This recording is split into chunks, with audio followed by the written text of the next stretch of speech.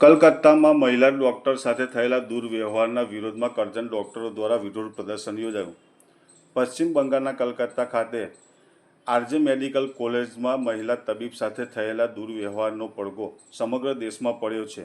ઠેર ઠેર તબીબો દ્વારા વિરોધ પ્રદર્શન કરવામાં આવી રહ્યા છે. ત્યારે આજ રોજ ઓલ ઇન્ડિયા મેડિકલ એસોસિએશન દ્વારા આપવામાં આવેલા બંધના એલાનમાં કરજણ ખાતે આવેલા પ્રાઇવેટ હોસ્પિટલના ડોક્ટરો જોડાયા હતા. ગાંધી ચોક ખાતે ભેગા થઈ વિરોધ પ્રદર્શન કરી 24 કલાક માટે ઓપીડી સેવા બંધ રાખવામાં આવ્યું હતું. બંધના એલાનમાં ડોક્ટરો જોડાઈ કાળી પટ્ટી ધારણ કરી વિરોધ પ્રદર્શન કર્યું હતું.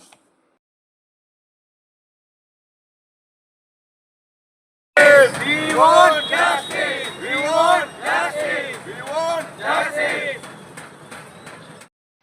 હાલમાં કલકત્તા ખાતેની આરજે કર મેડિકલ કોલેજ ખાતે જે તબીબ કન્યા પર હુમલો થયો, રેપ કરીને જેનું મર્ડર કરવામાં આવ્યું અને ત્યારબાદ જે વિરોધ કરતા ડૉક્ટરો પર 14મી ઓગસ્ટે રાત્રે 7,000 માણસોએ હુમલો કર્યો અને જે અસુરક્ષાનું વાતાવરણ પેદા થયું છે એના વિરોધમાં ઓલ ઇન્ડિયા મેડિકલ એસોસિએશને જે બંધનું એલાન આજે આપ્યું છે એના સંદર્ભે કરજણ તાલુકા ડૉક્ટર્સ એસોસિએશન તરફથી આજે 24 કલાક 12 કલાક માટે સવારે 6 થી રવિવાર સવાર 6 વાગ્યા સુધી રૂટીન સેવાઓ બંધ રાખવામાં આવી છે અને અમે અમારું વિરોધ પ્રદર્શન કરીએ છીએ અને ભારત સરકાર અને ગુજરાત સરકાર પાસે માગણી કરીએ છીએ કે અમારા ડૉક્ટરો અને ખાસ કરીને મહિલા તબીબો અને મહિલા કર્મચારીઓ આરોગ્ય કર્મચારીઓની સુરક્ષા માટે યોગ્ય પગલાં લેવાવા જોઈએ. સર, ઇમરજન્સી સેવા ચાલુ રહેશે? ઇમરજન્સી સેવાઓ ચાલુ રહેશે.